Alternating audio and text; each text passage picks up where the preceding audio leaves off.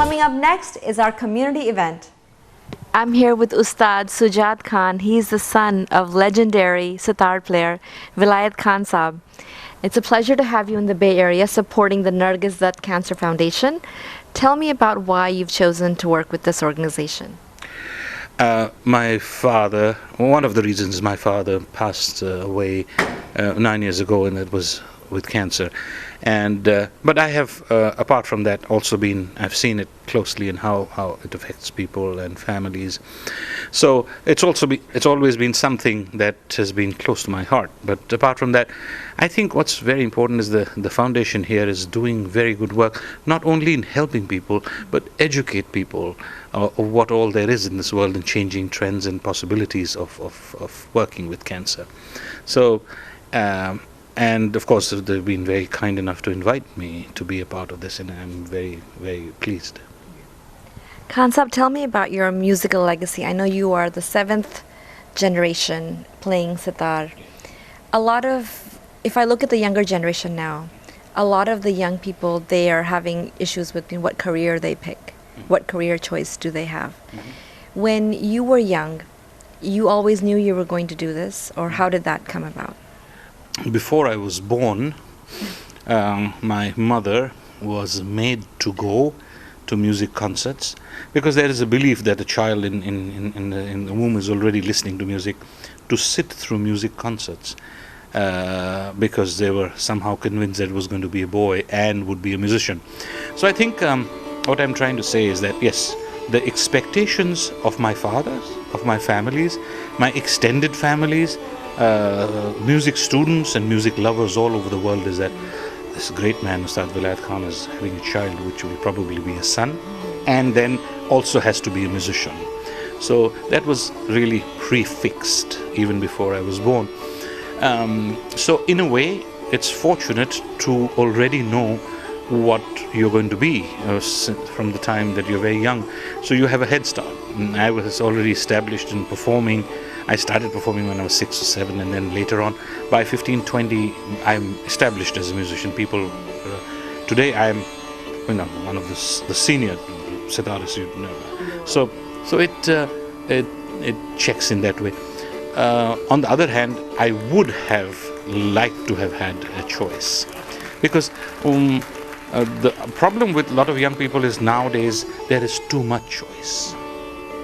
And when there is too much choice, and then people say that, oh, you should follow your heart and this and that. All I'm asking them is to, if you're 20, you should realize what you're good at. You get an instinct.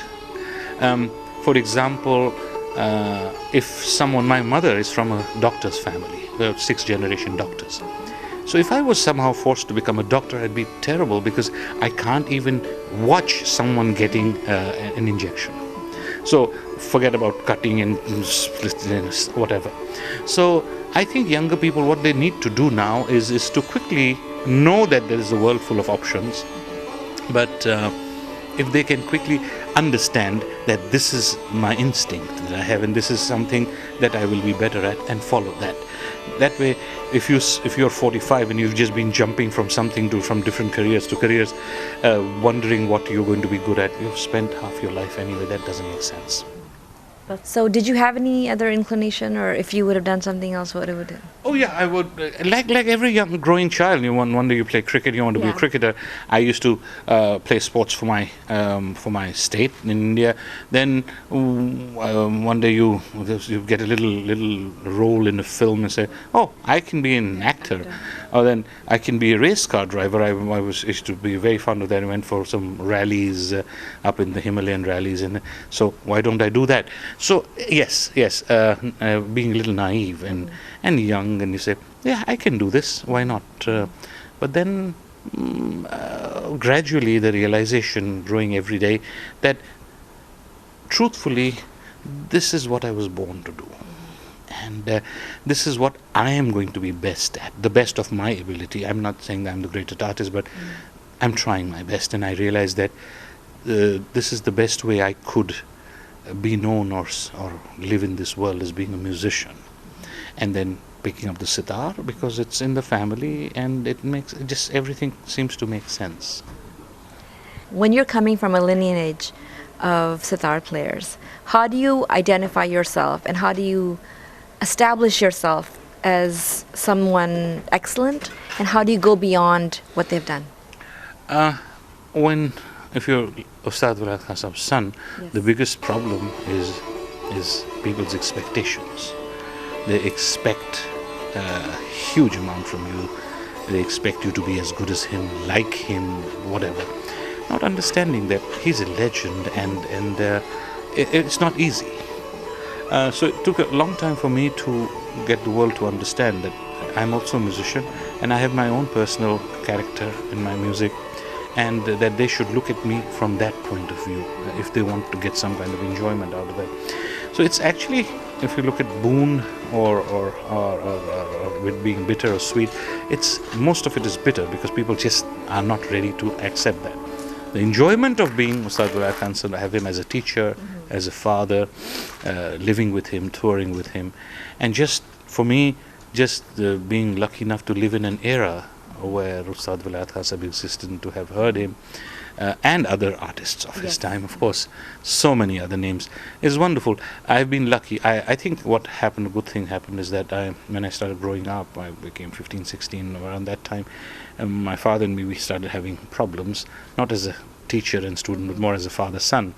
And I started traveling and doing work by myself. So I think at that time it became more easier because people started understanding association with Vilayat Khan, but the dissociation, knowing that this is Shujaat. And it takes time to establish that, but I've been fortunate. Sometimes people work really hard and then still nothing great happens, but I have been blessed with a wonderful destiny and loads of admirers and friends and fans and help people who've helped me be who I am today. Good. So talk about your work. You have a body of albums and content that you have worked on over the years, and so many different, not genres, but I would say in your own area. Talk about your work. What are you proud of? What do you like that's unique now? Actually, we can go into a big discussion with this. At the end of the day, you have these 7 notes, and that's all you have. You can present it through a classical genre, fusion, or we work with different people. Do you like classical or fusion? No, I'm a purist. Classical music is what comes most naturally to me. I enjoy fusion music, I enjoy folk, I enjoy Sufi music as like a picnic. I do it for my enjoyment, but who I want to be, I want the world to know me and remember me when I'm not here as a classical musician, because that's who I am, that's my pleasure. और एक सवाल मेरे मन में है, अगर आप 7th हैं तो 8th का क्या प्लान है? जी दुनिया बदलती है, हर चीज़ बदलता जाता है. I've got a daughter, उसको computer graphics का शौक है. She's a painter and designer. तो वो है. I have a son who's 23. वो sitar नहीं बजाता. He didn't want to do music at all, which was fine with me. I said जो मर्जी करना है. So he picked up the guitar and then started doing the pianos. And उसका शौक है ज़्यादातर Sufi music compose करना और लिखना. So he composes for short films. So because he started enjoying this, वो नीचे चला. He was down in Chennai for a year with A.R. Rahman. फिर वो बम्बई में हमारे म्यूजिक डायरेक्टर्स हैं सलीम सुलेमान, उनके साथ रहा. So he's launched into his work where he does mostly, he's got his band where he sings Sufi stuff but modern, and otherwise does background music work. तो वो उसका शौक है. तो अगर सितारे का समझा जाए तो I never had this belief that the gharana has to go forward just by the son of the Doan. Anyone can do it. You have a lot of students. I do, Yes. and they're wonderful. Yes. They're all performing many years, learning, performing many years, learning. Nasir, all of these young boys who live here. I mean, there are people in Japan and there are people in India, obviously all over the world.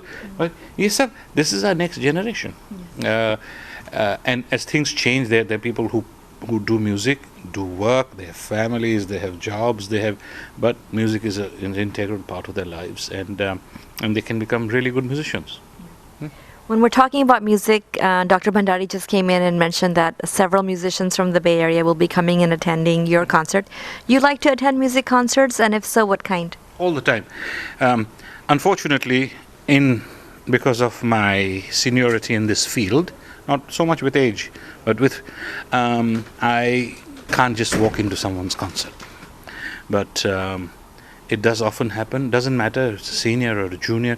If a musician will phone me and respectfully invite me, or my friends will invite me to a concert, I am very excited about going and spending a couple of hours in the evening before I do whatever I have to do, wherever I am. Sometimes I'm in New York, or I'm in Los Angeles or San Francisco or London. Abhi main London mein tha. There was a festival going on for 3 days. I was there for the opening, had to be there for the opening and the closing, but out of 20 concerts they had in between, I must have attended at least 10.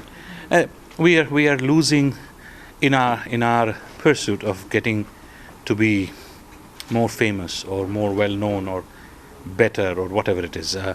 We lose the real enjoyment of why we are in this field to begin with, because we enjoy playing music and listening to music.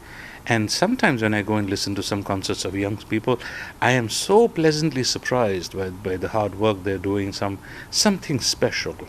I listen to my peers, my colleagues, my elders, and I think as it's a great blessing that people want to come out and spend time and listen to me, and especially if artists come, it adds to the charm of the evening. It's always nice. I read about you that you have been nominated for a Grammy. Ji. Talk about that. How does that make you feel, and what is your goal with something that happens with awards like that? A recognition in any form is nice for a certain period. It's not the be-all and end-all of one's existence. It's enjoyable. You like it, and this is good. But if I ask you who was a Grammy winner for world music 3 years ago, no one remembers. That's how someone said, "वो पद्म श्री कौन है?" किसी को याद नहीं रहता. अभी किसी ने मेरे को याद दिलाया. That was something that was more excited about is Amazon came out with a list of 100 albums, world music albums, 100 greatest world music albums of all time. उसमें हमारा नाम. तो it's very exciting that this is people giving you an acceptance of all your hard work. But again, for a certain amount of time, it's not something that will live with me for the rest of my life. But it's okay. Thank you so much for your time. It was a pleasure talking to you. Thanks so much for having me.